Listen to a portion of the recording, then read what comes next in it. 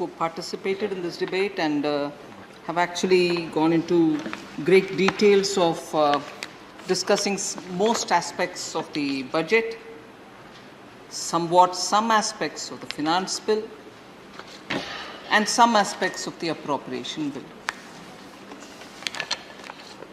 I focus on my reply shall focus on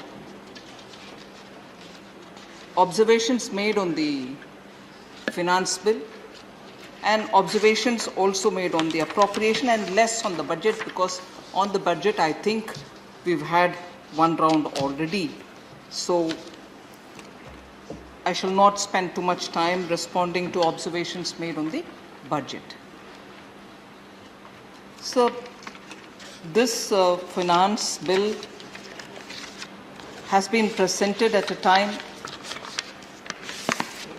when the revival from the pandemic days is still an ongoing job, and we are focusing on a sustained growth, recovery with a predictable taxation regime, and ensuring that the newer challenges which are before us, whether at the time of the budget presentation I hadn't taken on board the Omicron, and now we are also facing the situation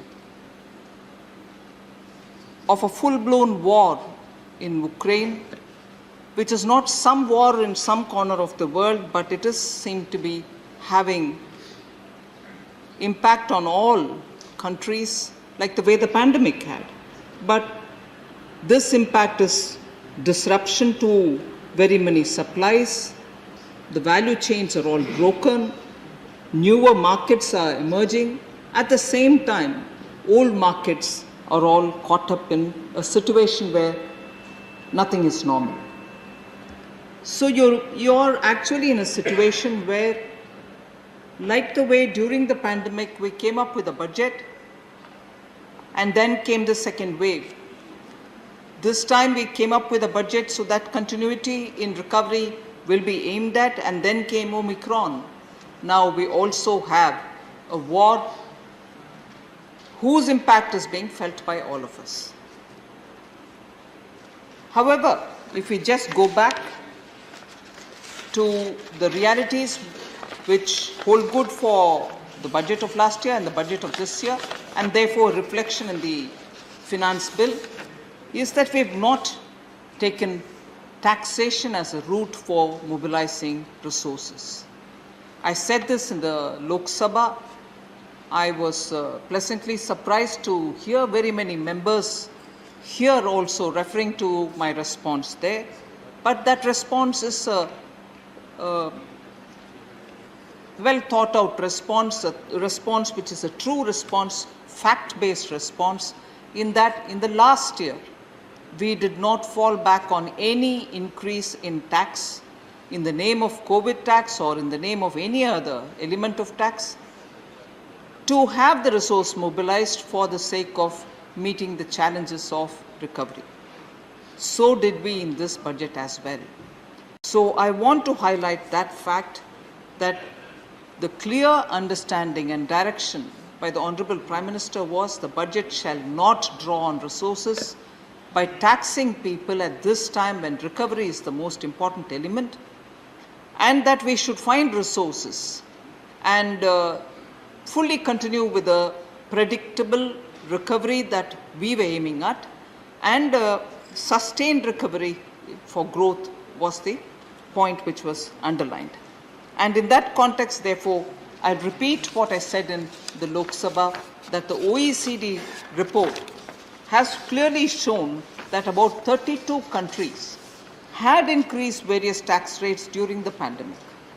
They could have raised the personal income or corporate income or environment-related taxations or health-related taxes or excise duties, but they were large economies, developed economies, not so developed economies, all of whom resorted to increasing in tax. We did not, in spite of all the speculation which was going on in the media as well. So no tax was increased for our recovery process to be funded or aimed. So in spite of all the uncertainty, and in spite of all the self-doubting eminent persons who have been commenting saying, no, Indian economy has a problem, nobody is realizing, those in the government don't know how to handle the economy and so on, I'd like to place before you figures which actually depend on the judgment of people who deal with money, big money, and who are dealing with big money across the board anywhere in the world, and which is reflected in the FDIs. The FDI inflow into India, sir, in FY21 was $81.72 billion, US dollars. In FY20, it was $74.39 billion. India has continued to remain in the top 5 FDI recipient countries, and this is a UNCTAD UNCTAD report. I'd like to say that in the 7 years and 9 months of Prime Minister Modi's government till December 2021, the FDI inflows into India has been $500.5 billion, and that is about 65% higher than the FDI inflows during the entire 10-year regime of the UPA. So if 10 years of UPA, which is normally touted as very good, we did this, we did that, we've controlled everything, we were incentivizing the growth of the economy, could draw only some amount which was 65% lesser than what we've drawn, in spite of the kind of comments which have been made against this government saying you don't know how to manage the economy, I think that reflects how honestly both the Indian investors and also investors from abroad have trusted the economic management of this government under Prime Minister Modi. And that is why you find 10 years से ज़्यादा 65% ज़्यादा हमारे लिए FDI 7 साल और 9 महीने में ही आ गया है इस देश में.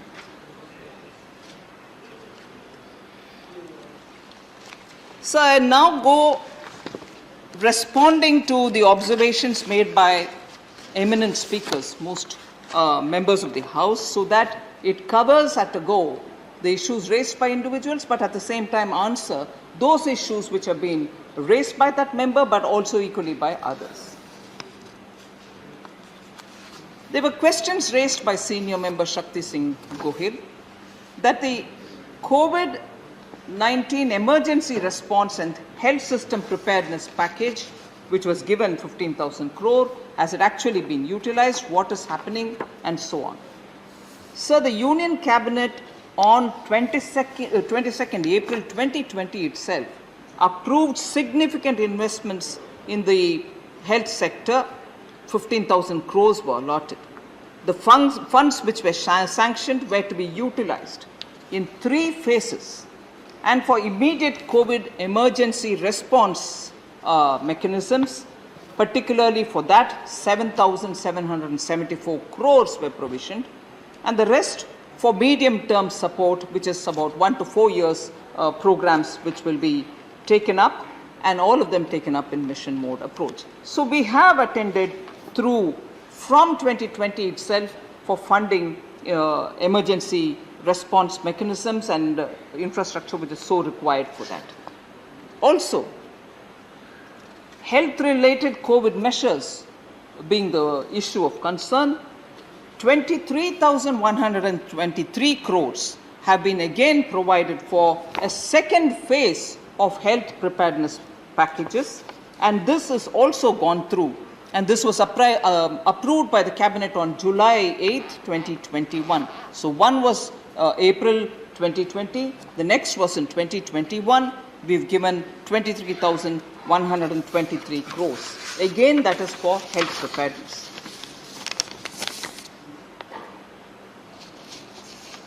So, Pradhan Mantri Garib Kalyan Yojana, through which insurance schemes for health workers was launched, increased investment again for public health had been spent, setting up of infectious disease hospitals at the block level. I remember some honorable members referring, saying it's all right, you have AIIMS like facilities, but does that go down to the block level? It was specifically aimed at setting up infectious disease hospitals at the block levels, integrated public health labs and so on. 900 crores have been provided to Department of Biotechnology for research and development purely for COVID vaccine. And then 1.1 lakh crore loan guarantee scheme for COVID affected sectors has also been given, of which 50,000 crores was purely for the health sector. So each budget since after the pandemic lockdown was announced has been focusing on building health infrastructure abilities and the actual grounding of health infrastructure. Budget 2021, the outlay for health and well-being was 2,23,846 crores for the year 21-22, which is now coming to an end, and this year's B, 94,452 crores have been given, with an increase of 137%.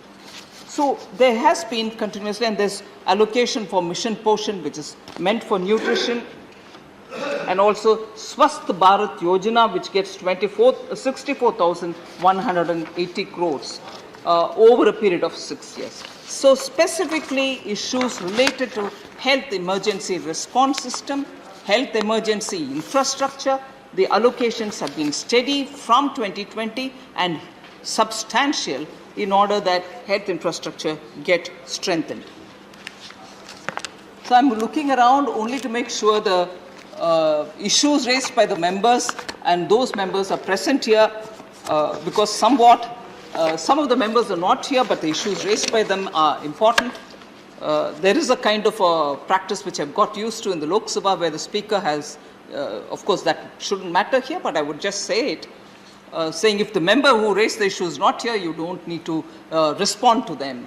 But I would still think, because for the benefit of the House here, even if the member is absent, I would want to respond to it because the issues raised have been very important.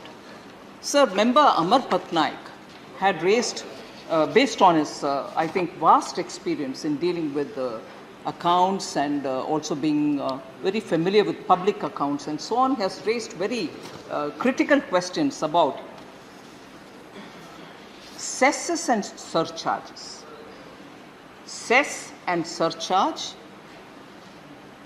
having become very much more significant, his concern was, has it led to a situation where the state's share in the devolution has come down?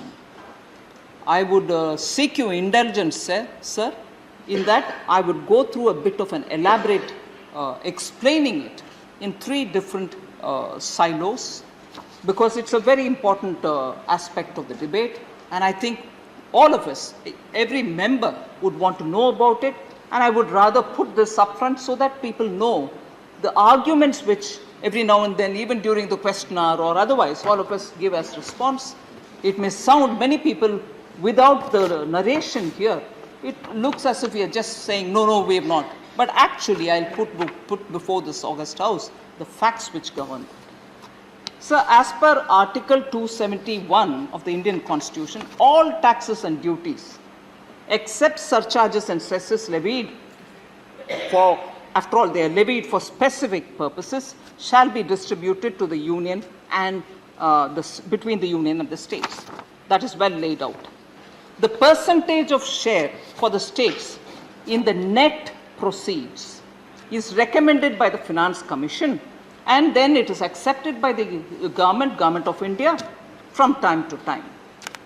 Sir, and also further, as per Article 279 of the Indian Constitution, the net proceeds of shareable central taxes shall be certified by the Controller and Auditor General. So it's not as if I can determine something and say this is the net proceeds. It is certified by the CAG for any particular year. Accordingly, the CAG of India certifies the total shareable pool of taxes every year. He certifies it, so it's not a random subjective number. And then the Government of India devolves that amount, that certified amount, to the states. So this is well established, and there is no way any individual or any government can tinker with that process. That is established. So for instance, now I go to my first silo for my response to Amar Patnaik ji. For instance, the share of the states in devolution in central taxes was projected as under for this budget. In the BE 21-22, meaning for the year which is ending in another 1 or 2 days, when it was presented in the budget, the BE said 6.66 lakh crores is the share of states in devolution. That's a BE.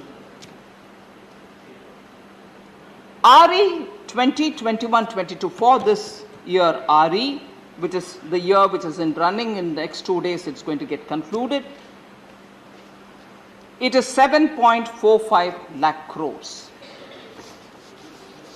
Honorable members will be pleased to know, I'm glad Amar Patnaik ji is here, so all the more reason why I have to respond. Honorable members will be pleased to know that what I have devolved this year in the place of 7.45 lakh crores, which is my RE. My BE was 6.66 lakh crores. What I've actually devolved is 8.35 lakh crores as on date. So, not just the BE, not just the RE which is higher than the BE, but actually much more than that, and this is a 1.69 lakh crores more than the BE. So 90,000 crores over the RE. Over the BE 1.69 lakh crores have given more. Over the RE, which itself is an elevated RE, 90,000 crores has been given in excess of what I put in the RE figures. How did this come about?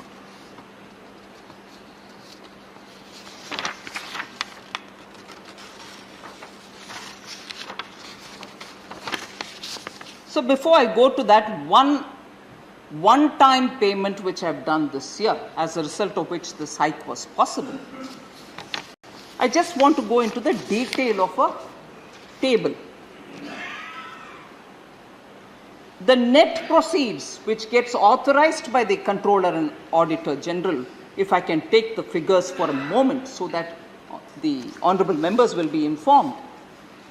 The net proceeds is arrived at from the gross tax revenue, which includes the cesses and surcharges and everything else, the gross tax revenue, then remove from it the cesses and surcharge, then remove from it the cost of collection, and then you arrive at the net proceeds. I'm sure Amar Patnaik ji is here, he can say if I'm going on the right track. So you arrive at the net proceeds, and that net proceeds is what is authorized by the CAG, and based on which, given the formula by the Finance Commission, the amount gets distributed to the states. I'll just read the numbers, sir, so that between 2019-20, 2021 and 21-22, we know the flow of how things are. The state's share, I'll directly come to that and go back to giving backward linkage. The fear that states are getting lesser, I just want to address that straight away. State share, sir, in 2019-20, I'm talking of the actual share which went to the states, was 6,83,353 crores. 1920 actual. 2021 actual. 6,15,841. 21-22. Budget estimate 6,65,563. Over the 19-20 figure, 20-21 figure, 2021-22 is 6,65,563. 21-22, the same year, for which the BE was 6,65,563, the revised estimate shows you 7,20,557, which is the revised estimate for this year, which has 2 more days to go.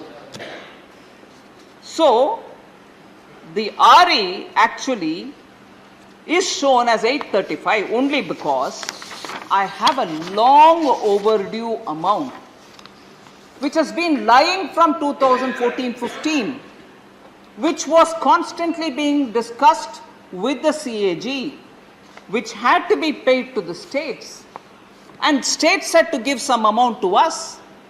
All this reconciliation has been going on from 2014-15. I take that up now, so that we know why the actual, not just because of the net payable due, net proceeds are higher on their own, but there's also this one-time payment which I have made this year.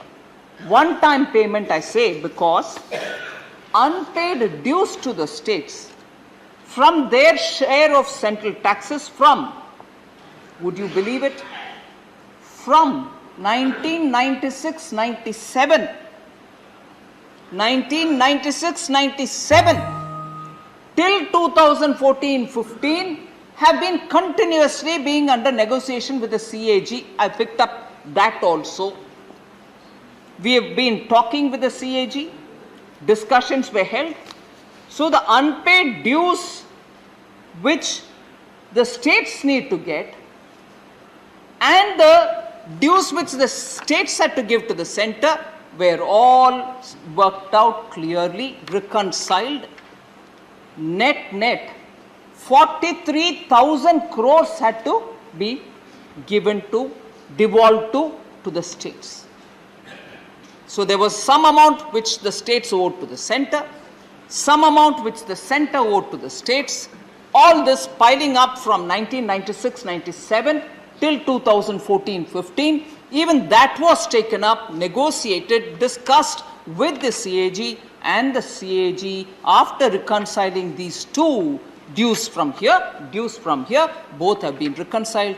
43,000 crores we have cleared as of 28 February 2022. This year, it was Modi government which has cleared this due.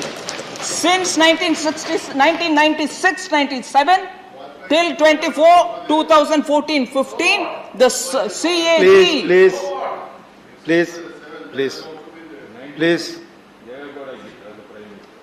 Please. Since then, the negotiations happened or not, at least we picked it up and we have settled this. So today, when I say that the revised estimate, because of better handling of all the cesses and surcharges being given to the states, as well as this 43,000, just 43,000 also getting added, goes up to 8.35 lakh crores. 8,35,000 crores. I'm right. So 8,35,000 crores as RE, which is 1.69 lakh crores more than the BE itself, and 90,000 crore over the RE, which is an enhanced amount. So in this, now I've explained that one-time payment which has been pending from 96-97 till 2014-15, that lock, stock and barrel has been cleared now, net approved by the CAG. So that leaves me with having to explain what happens to the cesses and the surcharges.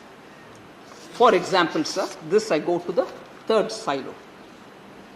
For example, 2013-14 to 2022-23, I give the cumulative amounts the actual utilization of the health and education cess, which is a question which many honorable members have been asking. Oh, you've been collecting health cess, you've been collecting education cess, where is it going? You're collecting it and keeping it for yourself. States are suffering because to that extent their revenue is coming down. Not at all. The actual utilization of health and education cess, I think it was formerly called as primary and secondary higher education, primary, secondary and higher education cess. Now then it was changed to health and education cess.